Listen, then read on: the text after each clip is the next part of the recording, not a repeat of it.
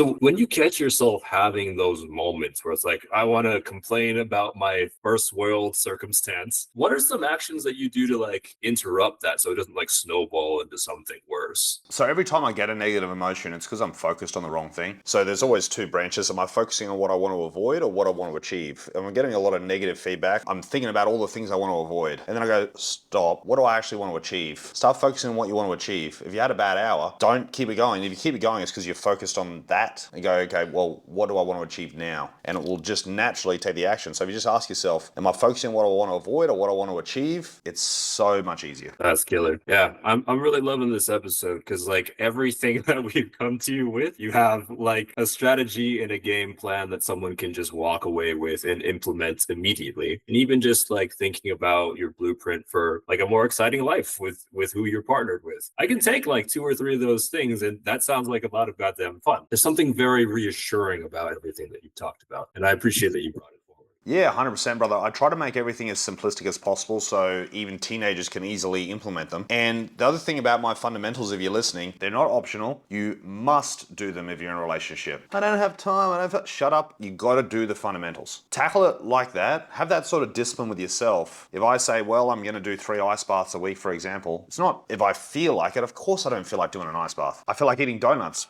Who cares? These are compulsory rules that you must complete. I've helped so many people succeed so fast by giving them these fundamentals and just saying, you must do those. And then they do it and they go, man, everything's so much better now. You're like, yeah. You're reparenting these people. And I get that, man. That makes so much sense. Like, we need a stern father who's like, no, you don't have a choice. You're going to do this now. It's what we needed when we were younger, or else we wouldn't be stuck in the situations we're in, like with the addictive behaviors and the pornography and the donuts and the this. It's like, no, you're doing this because we don't have the willpower. In essence, your clients, it sounds like they're hiring you to help develop that willpower within themselves. And if you're like, oh yeah, you don't feel like it, you're like, no, you're doing it. It's not a choice. Get in the ice bath, cut the donuts out, let's go. And it totally makes sense how you can transform your clients so quickly, because as you're speaking, I'm like, man, I need Jake sometimes. I absolutely need this guy in my life to tell me, no, let's go, man.